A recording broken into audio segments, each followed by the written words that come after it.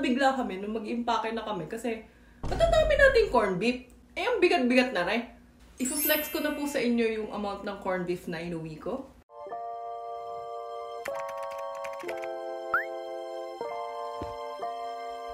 안녕하세요, 주원입니다. It's Shoni.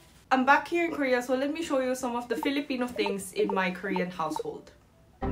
Our Korean household. With little chika and life updates. Let's go! Unang-una, siguro, kape. So, meron kami ditong coffee stash. Dito lahat ng kape namin. And meron kami nitong Great Taste na premium. Inuwi ko to kasi ito yung favorite ng mom ko. And then, ito inuwi ko ngayon lang. Kopiko brown coffee. And first time ko tong tikman recently. Nung nakita to ng kapatid ko sa maleta, sabi niya, "Uy, kopi ko!" Sabi ko, "Oh, di ba? Kopi ko, alam mo to?" Hindi natuwa ako na parang natuwa siya. Parang, yes! Nakauwi ako ng something na gusto ng kapatid ko. Parang may seal of improvement, ganun. Tapos sabi niya, "Ano yan? Brown." Sabi ko, "Brown, di ba? Natikman mo to? Bakit yun yung binili mo? Dapat yung white." Tapos sabi ko, hindi naman, ano ba yan? Naging masaya pa ako. Hinusgahan pala ako dahil hindi white. Bakit? Hindi ba masarap yung brown? Mas masarap ba yung white? Mas matamis yung white. Ito mas kusuada? Ano ba Tagalog ng kusuada? Like, malinamnam?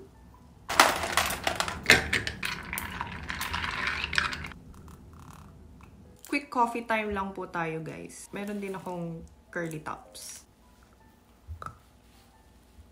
So, diba kakabalik ko lang sa Korea after mga 4 months. Ang tagal na kasi, 4 months, hindi ko na maalala yung ibang ganaps dito. Like, hindi ko nga naalala yung password ng ng bahay namin. Buti na lang gising pa yung kapatid ko nung pagdating ko dito kasi baka medyo nag-struggle pa ako sa harap ng bahay. Anyway, yung chika ko, nag-taxi kasi ako pauwi mula sa airport. Tapos dinadaldal ako ni Kuya Driver. And syempre, since mula kaming airport, tinanong niya ako kung saan ako nanggaling. Di sabi ko, Philippines. So, nag-usap-usap kami about the Philippines, anong ginawa ko. Tapos biglang, tanda ako, may sinabi siya in Korean na hindi ko masyadong naintindihan. So, hindi ako nag-reply. Tapos, nagtanong ulit siya na parang, Tapos ako parang, "Ne?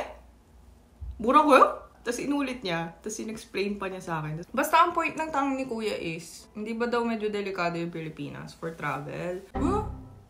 Hindi naman po. Mga 20 years na po natin sa Pilipinas. Sa utak ko talaga nun, delikado naman yung buong mundo. Anyway, kuwan lang. I think it's okay to be cautious if you're going to a foreign country. Kasi, syempre, nasa panibagong lugar ka eh. Wala kang kakilala, di mo alam yung lengguwahe, di mo rin alam yung kultura. Do your research. Put your mind at ease. Pero don't be closed-minded na ilalock mo na yung country to a certain prejudice in a bad light or in a good light din. Na masyadong nag-glorify or masyadong na... Feel ko kahit saan naman may masama at may mabuti. Anong point? Ang point is, maging mabuti tayo. Kahit na hindi mabuti yung iba sa atin. Diyos ko naman, napahaba yung coffee time. O, shot na. Yung sunod na ipapakita ko sa inyo, medyo ka-flex-flex. Hilera ng Knorr Liquid Seasoning Sauce. Meron din dito. Tsaka, alcohol. Boogs. Ang tawag namin talaga dito toyo. Pero apparently, hindi pala siya toyo. Staple to sa bahay namin. And binibigay din namin siyang pasalubong for our relatives. Ang dami naming stock sa bahay. Guys, huwag niyo itanong kung bakit ako pa uli-uli sa bahay. Ang dami namin alcohol, di ba? Medyo ka-flex-flex nga siya. Alam niyo ka dati, nagtataka kami lagi kung bakit yung isa naming kakilalang Korean. Lagi nila pinapadalhan yung anak nilang nasa Korea ng alcohol. Tapos sabi namin, bakit? Wala bang alcohol sa Korea? Bakit kailangan padalhan pa ng mabibigat? Ilang bote ng ganda yung pinapadala niya? Takang-taka talaga kami ng nanay ko. Grabe no, ginudge namin. Tapos nung tumira na ako dito sa Korea na 1 taon, nagets ko na. Nagets ko na sila. Ah, kaya pala. Kaya pala, sige ma, padalhan mo nga rin ako ng alcohol. So, kaya, ayun, ang dami na po naming alcohol. A must-have in a Korean household. Ito, sobrang out of the blue, pero sobrang lifesaver ko kasi ngayon. BLK Cosmetics Lip and Cheek Oil. And honestly, it's so good kasi it's hydrating. Kasi oil siya. And yung color niya very sheer and very natural. Lalo na sa cheeks.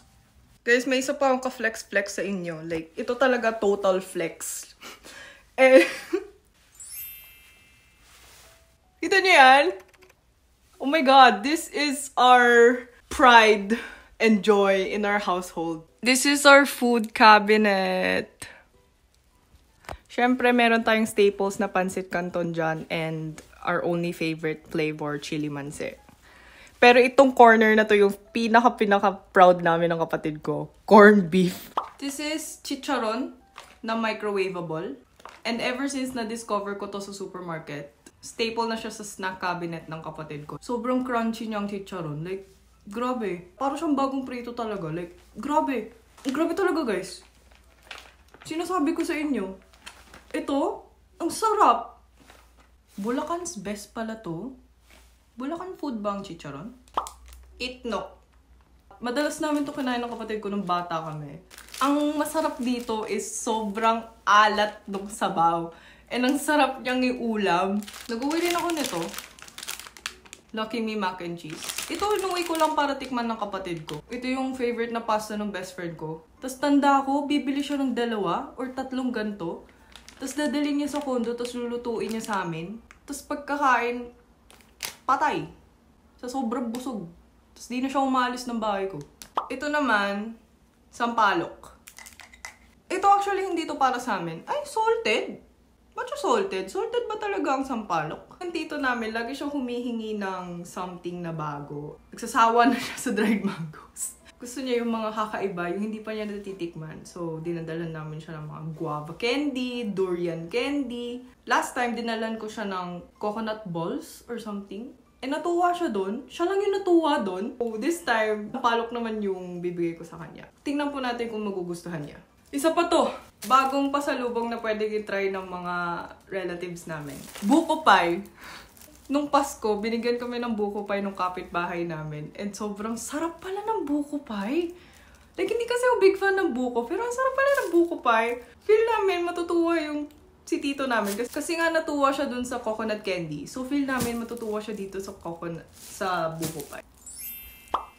Mystery Tupperware. Charot. Hulaan nyo kung ano to. Bigyan ko kayo 5 seconds. 5, 4, 3, 2, 1, boogs. Wala. My mom's adobo. And hindi pa namin siya kinakain kasi kakainin namin siya pag wala na yung nanay namin dito. And kapag miss na namin yung food ng mom namin, tsaka namin siya kakainin. Also, recently ko lang talaga na-discover, adobo pala is a vinegar-based dish. I always thought because of its color, it's a soy sauce-based dish. Oh my God! Speaking of adobo, alam niyo yung nami-miss ko? Kamaru. Gusto ko bumalik Pampanga. Ito na lang yung titira naming labuyo. So, nagdala kami na refill ng labuyo. Labuyo talaga, I cannot live without. Meron kasing this thing na when a Korean travels daw into a foreign country, the first thing that they crave or the first thing that they eat when they come back, ramyeon and kimchi. Kasi yun yung parang nagpapagaan loob sa mga Koreans. Pero sa akin, it has to be ramyeon with labuyo infused into the soup. Doon lang ako mareresolbahan na parang, nasa bahay na. Try niyo yun minsan. Yung anghang kasi ng labuyo, hindi siya yung artificial anghang. Yung anghang niya, very ano yun? Keonada ka boji? Hirap naman ng bilingual, nakakabobo. Keonada, like, parang nakaka-refresh. Nakaka-refresh yung anghang niya. Di ko alam bakit ako tawa sa amount of corned beef na dinala namin. Ganito kasi yung storya na rin. Kapag napapadaan kami sa supermarket ng mom ko, tapos nakikita namin yung corned beef, sasabihin ko, bili tayo corned beef. So, di bibili kami mga 2. Tapos nilalagay namin sa may maleta para alam kong dadalhin ko siya sa Korea. Tapos malilimutan namin. Tapos pag mamamalingki ulit kami, sasabihin ko, bili tayo corned beef. Lagi namin siya nakain. Tapos bibili ulit kami 2. Tapos malilimutan namin ulit. Hanggang sa umabot kami sa gantong level. Nabigla kami nung mag-impake na kami kasi matadami natin corned beef. Eh, ang bigat-bigat na rin. I-flex ko na po sa inyo yung amount ng corned beef na inuwi ko. Actually, itong sisig, hindi ko binili sa Pilipinas. Binili ko dito sa Korea, sa Philippine market. And 2 yung binili namin kasi miss na namin yung sisig. Tapos sabi namin, may binibenta pala walang sisig sa can. And unfortunately, di pala kami big fan nung can. Ayun. So, andito pa rin. Anyway, that was it for today's video. It was a little spin-off ng pasalubong haul. Mga inuwi pabalik to Korea vlog. So, abangan niyo po yung weekly videos ko ulit. So, see you again next week. Bye!